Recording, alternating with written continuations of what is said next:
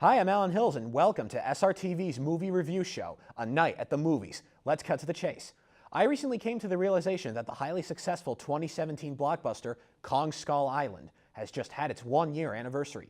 This truly is an anniversary worth celebrating because this incredibly fun and fantastic movie takes King Kong into a whole new direction with an entirely better story and a remarkable ensemble cast. Even to this day, I wish I had gone to the theater to see this one. I also discovered that this happens to be the second movie in a new film series by Warner Brothers and Legendary called the Monsterverse, in which iconic cinematic monsters will be reintroduced to the screen by being integrated into the same fictional universe. The first movie of the Monsterverse was 2014's Godzilla remake, which is also an amazing accomplishment in terms of both character and plot execution. Kong Skull Island serves as a prequel to the events depicted in Godzilla. So for this episode, the cinema's favorite and most iconic monsters will be celebrated with reviews of both Godzilla and Kong Skull Island. I'll also be hosting an interview with a special guest for further discussion on Kong Skull Island and what we hope to see in the two upcoming sequels, 2019's Godzilla, King of the Monsters, and 2020's Kong vs. Godzilla. Godzilla was released in May of 2014. Despite the expected elements of massive disaster, this movie has appealing characters and an incredibly enjoyable story. Aaron Taylor-Johnson, Ken Watanabe, Elizabeth Olsen, Juliette Binoche, Sally Hawkins, David Strathairn, and Bryan Cranston all put their superb acting into their appealing characters. History and science are thrillingly included in the storyline as well. The filming and the special effects are very captivating spectacles. The coolest thing about the film, however, is the good monster versus bad monster storyline. Godzilla is the hero where even scarier monsters wreak havoc and terror onto the world. Overall, Godzilla serves as an incredibly successful start to the Monsterverse by suggesting a future that looks incredibly bright. Kong Skull Island was released in March of 2017 as the second movie of the Monsterverse. Set 40 years before the events of Godzilla, a group of government agents and military officers in the aftermath of the Vietnam War head off to Skull Island, where monstrous surprises await. This incredible blockbuster also features incredible acting from its unbeatable ensemble cast, featuring Tom Hiddleston, Brie Larson, John Goodman, Corey Hawkins, John C. Reilly, and Samuel L. Jackson. Each of these characters are interesting and likable. History and science also play a huge part in the thrills of this one as well. However, the most noteworthy highlight of this movie is its improved storyline. Kong is treated as the awesome hero, just like Godzilla, who saves the day. Overall, the King shines brightest in this amazingly satisfying blockbuster. If you haven't seen it yet, please make sure you do.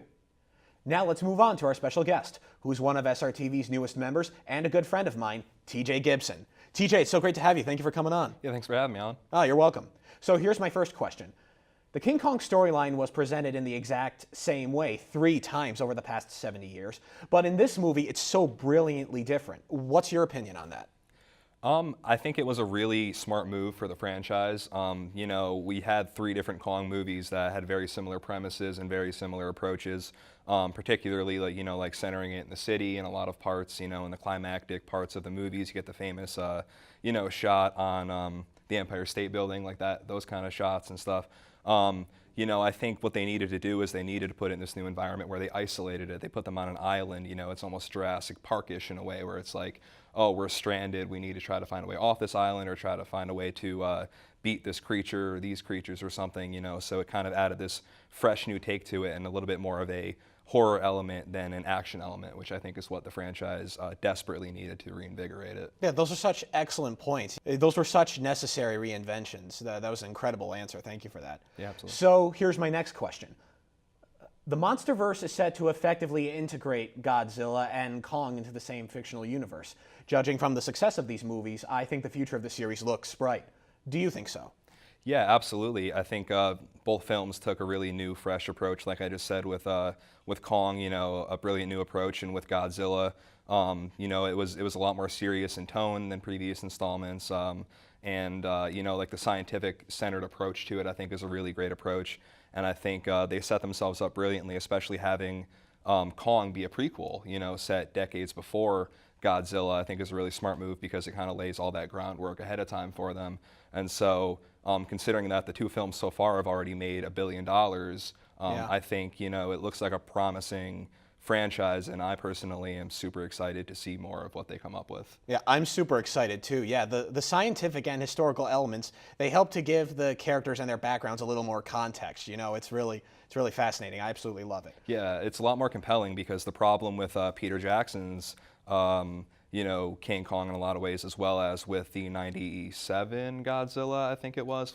with sounds right. Matthew Broderick. Yeah. Was in that. Both of those films really lacked in character. They lacked in, a reason to, not want the characters to die or to like actually feel their story and be in there with them. It's like when people get stomped on in the '90s Godzilla, you don't really care. You're like, cool. I know, right? Yeah. Yeah. But with the characters in these new movies, you'd hate to see them get stomped on because you love them so much. They're really making the right approach with these new movies. They're making the right decisions. It's incredible. Absolutely. It really is. So here's my last question. What do you hope to see when Kong finally comes face to face with Godzilla in 2020? Two things. I guess the scholarly answer is I want to see more of the the cinematic approach of having the perspective be very much from the humans in terms of like the angling of the shots. Yeah. One of the problems with the older King Kongs and Godzillas was that they were very much from the perspective, of like the monsters, where it's like, oh, they look like they're just, people in costumes, because like in the old ones they were, Right. or at least the old, Godzillas.